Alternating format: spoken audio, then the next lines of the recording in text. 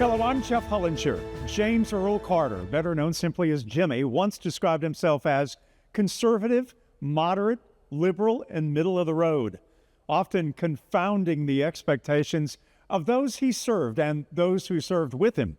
The only Southerner to be elected president since the Civil War.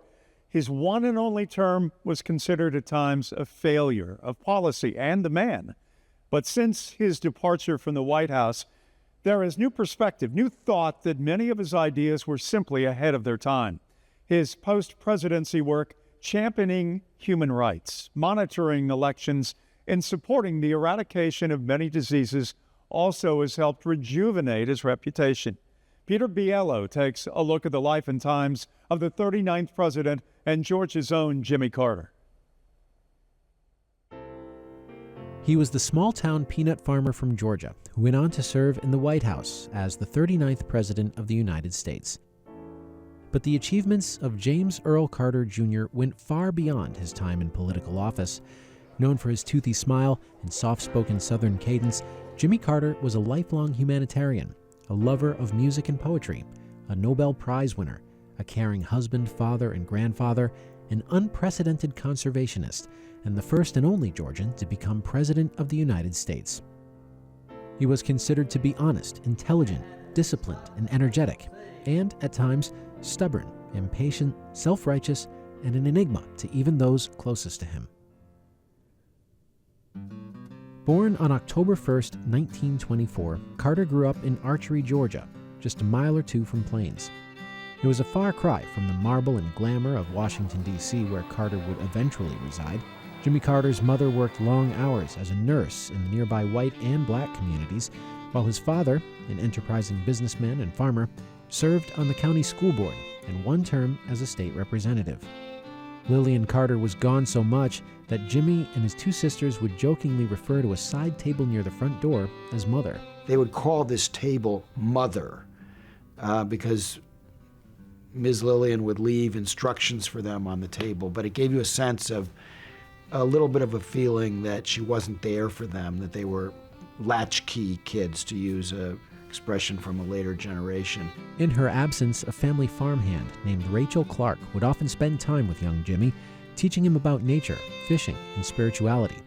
Carter would later say that she was the cause of me being what I am. In many ways, Jimmy Carter described him as more present than his own mother in his young life, and very connected to giving him many of the values that we know him for. Carter graduated valedictorian of his class at Plains High School and decided to join the Navy. He was inspired by his uncle, who sent postcards from across the world during his service. It was also one of his few options. From the time I was 5 or 6 years old, my aspirations were to go to college, and during those Depression years, the only potential colleges were West Point and Annapolis. Because they were free, I chose Annapolis. After graduating from the Naval Academy with an engineering degree, Carter married Eleanor Rosalind Smith in July of 1946. He spent the next 7 years pursuing his Navy career. During this time, he and Rosalind had 3 sons, Jack, Chip, and Jeff. Jimmy Carter would follow his father's footsteps into local government after he returned from his service in the Navy in 1953. I never intended to leave the Navy until I was home with my father during his final days and saw how much his life meant to Plains and how significant his life was in the personal well-being of so many people. Carter first served on the Sumter County School Board in November 1955. It was the start of a political career that would span over a quarter century and take him to the highest executive office in the land. And at his side all along would be his close confidant, political advisor, and wife, Rosalind Carter. My grandmother is certainly the best political mind in the family. My grandfather, has incredible attributes, but my grandmother really is his strength. And really is, the person to whom he goes for anything and everything that he really needs. I think without her, I don't think he can think of himself without her, really. And they have that kind of just incredible, loving partnership. She would go someplace where she knew nobody, and by the time she left, the whole place was charmed. And she was seen as Jimmy Carter's secret weapon. Rosalind Carter allowed her husband to essentially be in two places at the same time, could campaign in two places at the same time. That's a huge asset in politics. With her help, Jimmy was elected to the State General Assembly in 1963. And in 1966, Carter would make his first run for governor, but was soundly beaten, finishing third in the Democratic Party primary.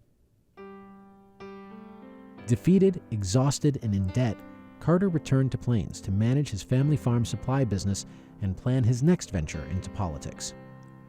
It was during this time that Carter's sister, Ruth Carter Stapleton, helped Jimmy reconnect with his spirituality.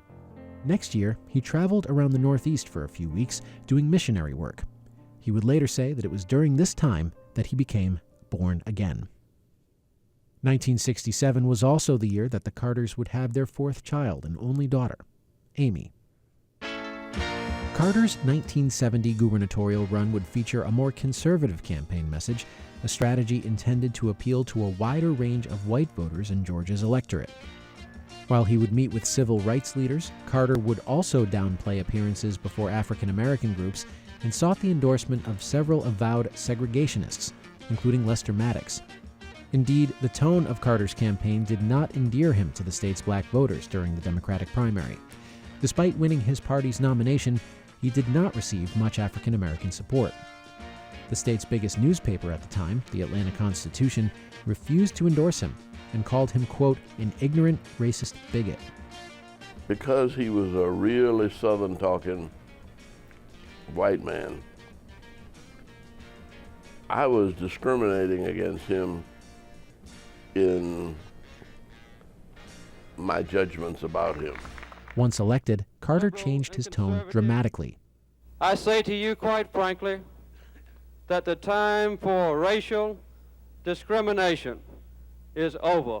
In his inaugural address as governor, Carter would stun and outrage many of his supporters, especially the segregationists that he wooed during the campaign. It was a sign that sometimes you're not quite sure what you're getting. And I interviewed Vernon Jordan, the late Vernon Jordan, a few years ago about this, and he said that during that 1970 campaign, Carter came up to him and whispered, Vernon, don't pay attention to what I'm saying. Pay attention to what I do when I get there. And that turned out to be accurate. He also angered many state workers in his first year in office when he reorganized and downsized the state government, consolidating departments, removing political appointees, and professionalizing its agencies. He set an example as governor by appointing more African Americans and other minorities and women more than to office in Georgia than had ever been appointed before. And he dedicated a portrait to Martin Luther King in the state capitol as the KKK protested outside. But Governor Carter wasn't always understood by those who had to work with him. He spent his spare time reading policy papers or scientific articles, and often knew more about the minutiae of a subject than those around him. His attention to detail, sometimes to obsessive levels, led some to believe that his approach didn't allow him to see the whole picture. But in many cases, it was this immersion that ultimately helped him find solutions to problems that proved to be vexing to others. Carter also had a troubled relationship with his fellow Democrats. At times, he would be aloof, and at times, a bully. But rarely did he seek and nurture support from his own party to help push through his agenda. Both traits would follow him as president. Carter, the conservationist, pushed through legislation that allowed public access to all of Georgia's waterways, prevented the Chattahoochee River from being developed, protected wetlands, and stopped numerous dam projects. To learn more about the rivers he was trying to protect, he took up kayaking and shot Class 5 rapids on the Chattooga River. What Jimmy Carter did for the state of Georgia when he was governor has had just unbelievable long-term effects on this state. I mean, anybody who likes to go out on a river, you really can thank Jimmy Carter because many of these rivers were in the process of being dammed Carter would eventually earn the support of civil rights icons Coretta Scott King, Martin Luther King Sr., and Andrew Young during his time as governor. This support helped Carter raise his profile on the national stage with black and liberal voters. The significant thing was there had been 11 or 12 very liberal senators or congressmen who were from the North who were running for president. And when we asked them how many black staffers they had, each one of them had one. And Jimmy Carter has 27. There's something different. As a virtual unknown outside of the state of Georgia, this would prove crucial when Carter declared his campaign for the 1976 presidential election. My name is Jimmy Carter, and I'm running for president. Jimmy Carter would run as the ultimate Washington outsider and would benefit from a new distrust of government following publicized scandals in the 1970s. President Carter had not had any Washington experience, which could be a bad thing, but in this case was a good thing, because he was not involved with Watergate or with the Vietnam War, a very unpopular war in the United States.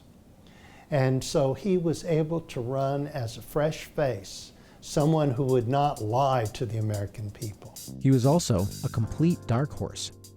A Gallup poll published a month before Carter announced his campaign didn't even have him listed among the top 30 potential Democratic candidates.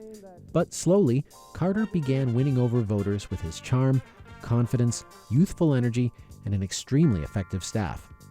His campaign concentrated their energies on the Iowa caucus and the New Hampshire primary, both of which he would win. He enlisted country western and rock stars like Willie Nelson and the Allman Brothers to help raise campaign funds, and he was endorsed by a young senator from Delaware named Joe Biden. As early candidates dropped out, Carter rose in the polls, eventually securing the nomination. Carter won a close race against Republican Gerald Ford with 50% of the popular vote.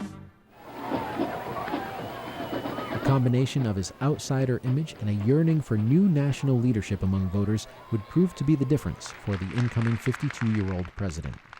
In this outward and physical ceremony, we attest once again to the inner and spiritual strength of our nation.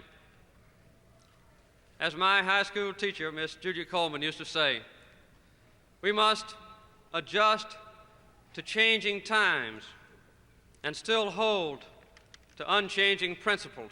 Despite his single 4-year term in the Oval Office, Carter was an unusually productive president.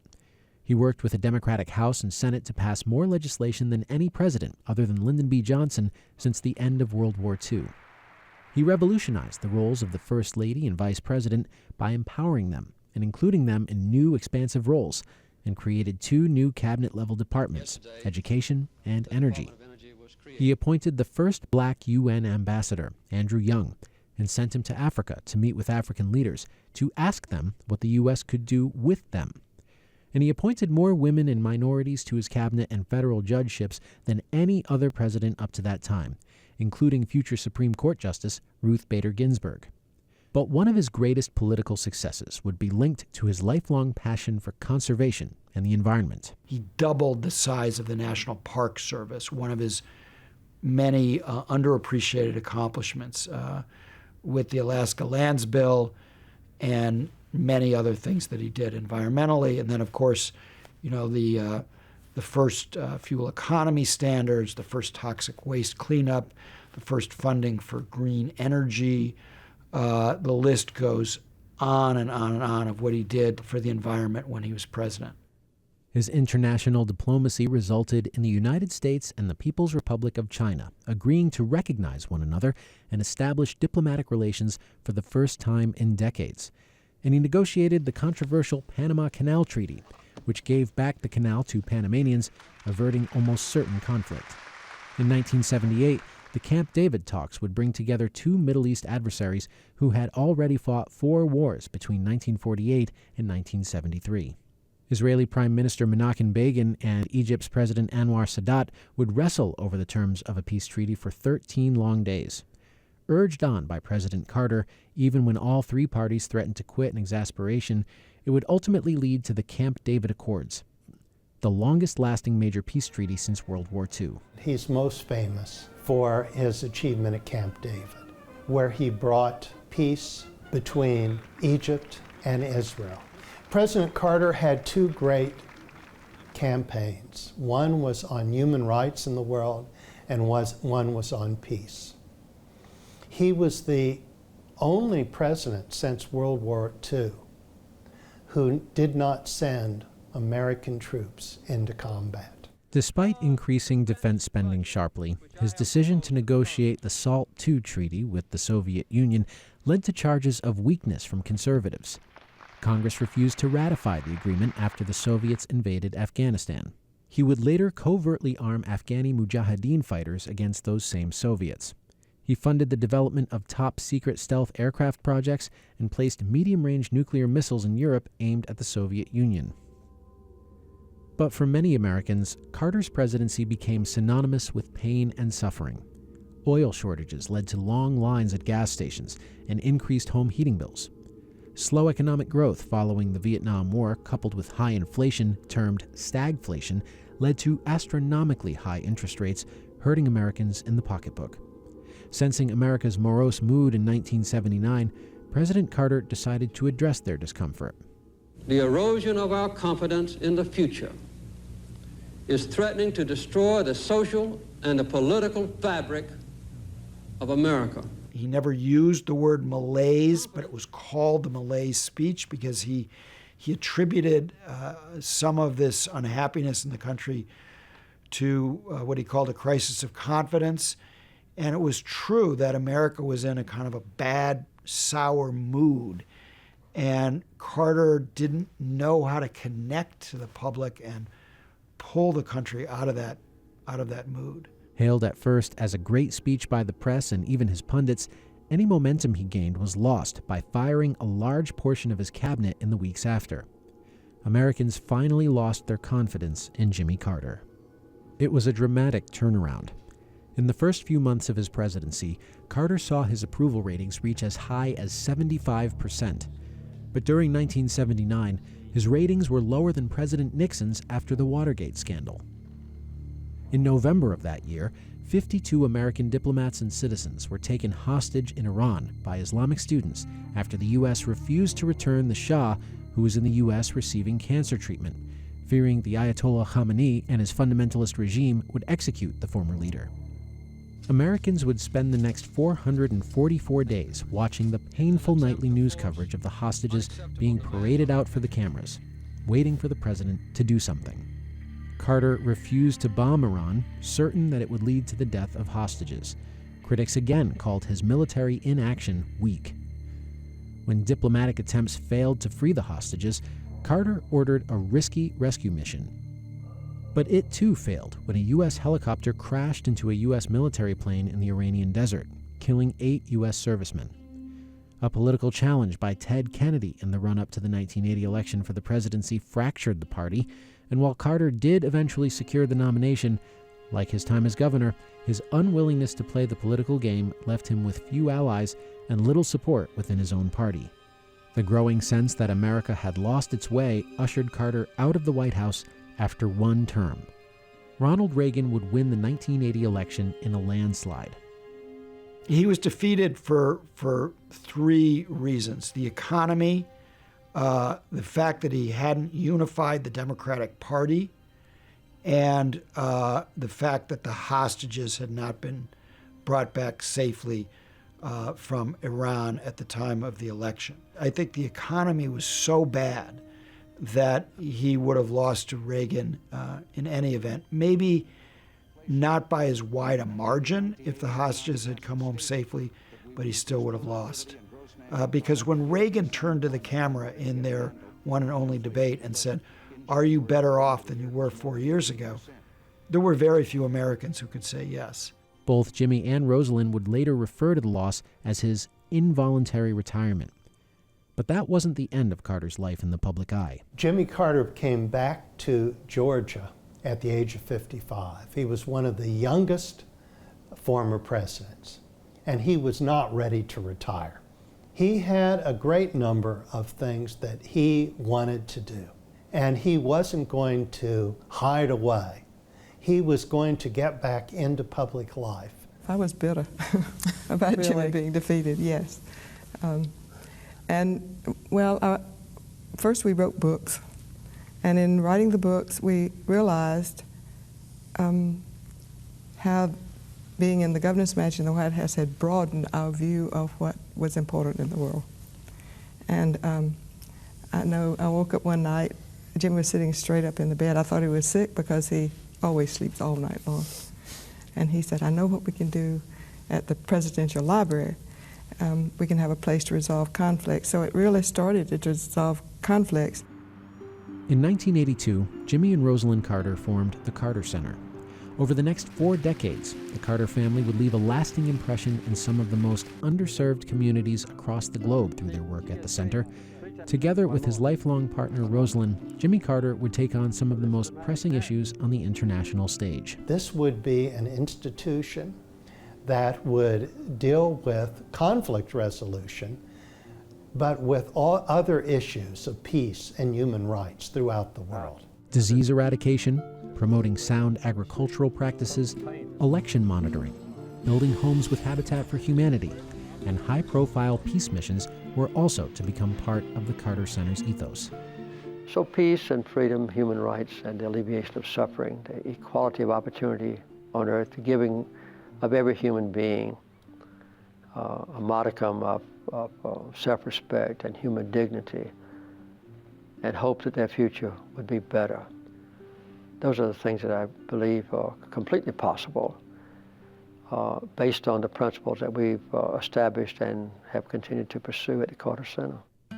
And even as he reached well into his 90s, Carter remained an active member of the communities and initiatives he had been a part of his entire life.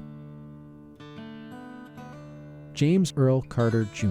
requested that he be buried not far from where he was born, in Plains, Georgia. His body will rest in a grave marked with a simple stone underneath a willow tree on his family's property.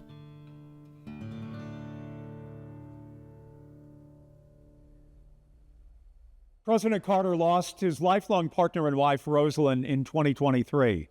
He turned 100 years old in 2024 and continued a quiet life in Plains, Georgia, until his death. Steve Penley's art is bold and colorful, often painting political icons, famous entertainers, and patriotic Americana. But images of his adopted state also make up a large portion of his portfolio, images that are instantly recognizable to anyone who has spent time here. I sat down with Penley to talk about his work, his inspirations, and his longtime relationship with another Georgia legend. He is the son of a Macon piano store owner. Years later, the notes have changed, but the Buckhead artist extraordinaire, an impressionist with an international and national following, is reaching a very large audience. Steve Penley, an important name in Washington, D.C. political circles with Republicans and Democrats alike. His vibrant colors, historical portraits, and gorgeous flowers are his Southern signature. Much has been written and said about this UGA alum the last few years, but Steve Penley, ever true to his Middle Georgia roots, values anchored in simplicity like enduring friendships. What about this state do you think defines the work that we see behind us? The connection I have with the people. I think the Georgian people are the best people in the country, and they're the friendliest, and so I guess if my work reflects that, it happens subconsciously maybe, but I love the state and I love, the people here. It's a family in a way, not that. My foundations in art, especially when I was elementary school, they were so, which became my genre later on, they were so Americanized. Like the Apollo mission was such a part of all of us, when we were little. And I must have drawn those astronauts like Buzz Aldrin and all those guys like over and over again. And just, back when we were kids, we knew those were our superheroes. You've met so many famous Georgians. Vince Dooley, I know, is such a great friend of yours. He was one of the greatest people I've ever known. And it's a huge loss for me. And I know a lot of Georgians too, but personally, nothing quite like him. He and I started out doing fundraising together years ago, and that's how we developed a friendship. It was a great friendship, and but I would have felt a loss even if I'd never been friends with him, I think. He loved to talk about the flea flicker, against Alabama back in, 1842, but he says that he was the inventor of the flea flicker I'm sure, but he probably was. But he talked about that. He loved that play.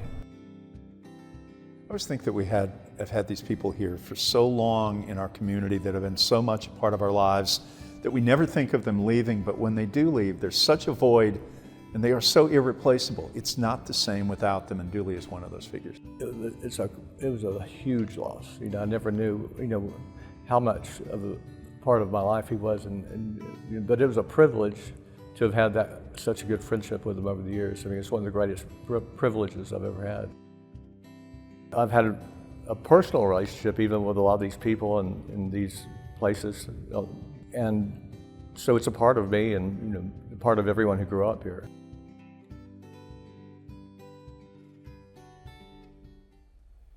Many of Penley's artworks, usually celebrating patriotic themes, can be found in congressional offices throughout Washington, D.C. For Georgia Legends, I'm Jeff Hullinger.